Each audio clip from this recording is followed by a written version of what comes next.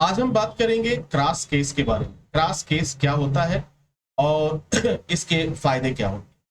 देखिए, cross case शब्द एक ऐसा आता है, क्रॉस का मतलब कि दोनों तरफ से एक ऐसा केस, एक ऐसा मामला जिसे पुलिस दर्ज करती है और फिर उसे न्यायालय में प्रस्तुत करती है। तो हमारे न्याय व्यवस्था में, हमारे कोर्ट ने, हमारी कानून व्यवस्था में ऐसा एक प्रावधान है जिसमें क्रॉस केस शब्द से इस्तेमाल किए जाते हैं। अब सवाल ये उठता है कि क्रॉस केस होता कब।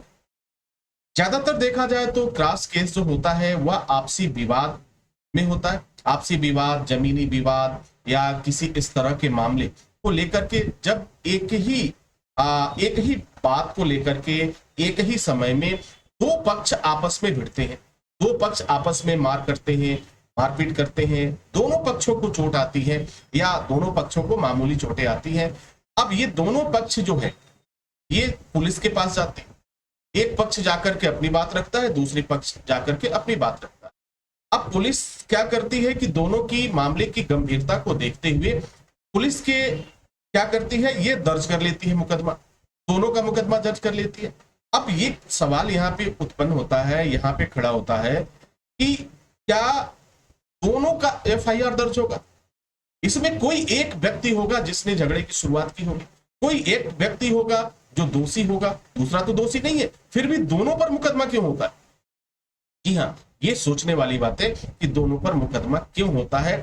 ये सच है कि इन मामलों में अगर जमीन को लेकर के, सपोज करिए कि आपका घर की जमीन है, आपकी जोत की जमीन है, आपकी पुश्तैनी जमीन है और उसको लेकर के हिस्से और बंटवारे को लेकर के आपस में मारपीट किया, दोनों पक्षों को चोटें आई और दोनों पक्ष को चोट आई, एक व्यक्ति ने शुरू किया और दूसरे व्यक्ति ने क्या किया, उसको मारा पीटा।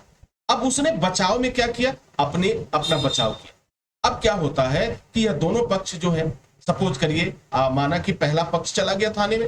पहला पक्ष जब थाने में जाता है तो जाकर के अपनी बात बताता है और जैसे बात बताता है तो उसका मुकदमा दर्ज किया जाता है, उस समय उसे रजिस्टर किया जाता है, पंजीकृत किया जाता है और जांच की जाती है और जांच प्रारंभ हो जाता है। उसके बाद जब उस पक्ष को यह जानकारी होती है कि भाई हम तो फंस रहे हैं, हम तो जेल जाने की नौबत आ गई, हमें सजा हो सकती है, ये क्रिमिनल ऑफेंस के अंतर्गत आ रहा है, तो वो क्या करता है, वो भी कोशिश करता है कि हमारा एफआईआर दर्ज हो जाए और वो अपनी पक्ष को लेकर के, कुछ झूठे एविडेंस के अलावा को लेकर के, कुछ सबूत को लेकर के वह पुनः पुलिस के पास पहुंचता है। अब पुलिस यहाँ पे एक प्रश्न करती है कि भाई झगड़ा हुआ, सपोज करिए झगड़ा एक सप्ताह पहले हुआ और आज आप आ रहे हो, क्यों आ रहे हो?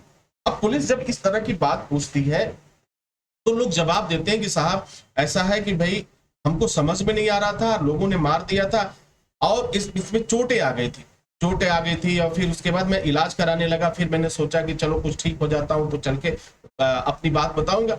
लेकिन जो सर ये दिया गया है इसमें सरासर गलत है, सरासर गलत। उन्होंने किया, चोटें हमको आई, इन लोगों ने मुझे मारा है। अब देखो यहीं पे क्रॉस केस की शुरुआत हो जाती है। अब दोनों की पक्ष देखा जाए, दोनों की पक्ष देखकर फिलहाल वैसे तो कोशिश करती है, पुलिस कोशिश करती है कि इसको सेम डेज ही दर्ज किया जाए, लेकिन कई बार ऐसा होता है कि मामले को बाद में भी दर्ज किया जाता है। अब क्रॉस केस हो जाने के बाद क्या होगा, अब दोनों तरफ से केस बन रहा है। अब परिस्थितियां क्या बनेंगी कि भाई जिसकी पिटाई हुई, जिसने मार खाया, जिसको चोटें आई वो भी जेल जाएगा और जिसने मारा वो भी जेल जाएगा। अब इसके लिए एक एडवांटेज और आता है, अब पुलिस को भी एक फायदा हो जाता है इसमें। और फायदा क्या होता है सर इसमें? फायदा ये होता है कि पुलिस अब कहती है कि भाई या तो जेल जाओ, या तो आप जेल चले जाओ, और ये नहीं तो आपस में समझौता करो। ये दो बातें होती हैं।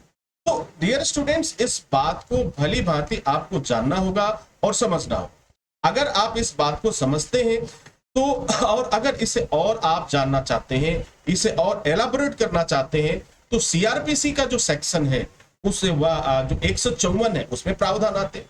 अब एक पक्ष कहता है कि नहीं हमें तो मारा गया और दूसरा पक्ष कहता है कि हाँ साहब मुझे ये जब मार रहे थे तो हम अपनी बचाव करने के लिए, भाई ये तो मारेंगे ना हमको, जब ये मारेंगे तो हम अपनी बचाव करेंगे और जब हम बचाव करेंगे तो इस अपनी बचाव में इनको चोटें आई, हमने नहीं मारा। अब देखो यहां पे क्या होता है कि यहां ये केस बिल्कुल उल्टा जा रहा है और केस जब उल्टा होता है यहाँ पर, तो क्या होते हैं, मुकदमे दोनों तरफ से दर्ज हो जाते हैं, और दोनों तरफ से दर्ज होता है तो कार्रवाई भी दोनों तरफ से होगी, और जब कार्रवाई दोनों तरफ से होगी तो दोनों ही पक्ष को पुलिस क्या करती है, उठा करके जेल भेज देती है। और सबसे पहले कोशिश करती है कि इनको, सामान्यतः देखा गया कि 151 में चालान कर देगी, भाई दोनों लो जाओ, भाई आपने झगड़ा किया। अब देखो यहाँ जो पीड़ित है वो भी जेल जा रहा है, और जिसने कोई अपराध नहीं किया वो भी जेल जा रहा है। अब यहाँ पे तो आप ये सोचोगे सर ये तो अन्याय है, बट हमारा जो न्याय सिस्टम है, जो हमारा सिस्टम है, जो हमारे प्रावधान है, वो तो यही कहते हैं। इस तरह के एक नहीं हजारों आपको उदाहरण मिलेंगे कि दोनों ही पक्ष को जेल भेजा गया। अगर दोनों पक्ष जाते हैं तो लास्ट में दोनों पक्षों को पर एक दबाव बनता है, और दोनों से लास्ट में कहा जाता है भाई एक ही रास्ता है, या तो आपस में बैठ के समझौता कर लो और अपना अपना केस उठा लो। तो इसके पीछे का जो मेन मकसद है ये आप समझ चुके होंगे कि जो पहली पार्टी थी जिसे मारा गया था, पीटा गया था, उसने एफआईआर दर्ज कराने का प्रयास किया, तो दूसरी पार्टी ने दबाव बनाने के लिए उसने क्या किया कि ये झूठा केस बनाया, ताकि ये मजबूर होकर केस उठा ले और फिर हमारी बात बन जाए। तो ये इस तरह से होता है। तो इस तरह की सिचुएशंस में आपको बहुत ही सावधानी से काम लेना है। अब सवाल होता है कि सर अगर इस तरह की बातें हो रही हैं तो हमें करना क्या चाहिए? भाई हमारा तो मुकदमा, हम मार भी खाए, हमको चोटें भी आई, हमें हर चीज, मेरे जमीन पे कब्जा भी कर लिया गया, और फिर ये लोग ये कह रहे हैं कि भाई आपको क्या है कि आपने ही मुझे मारा है।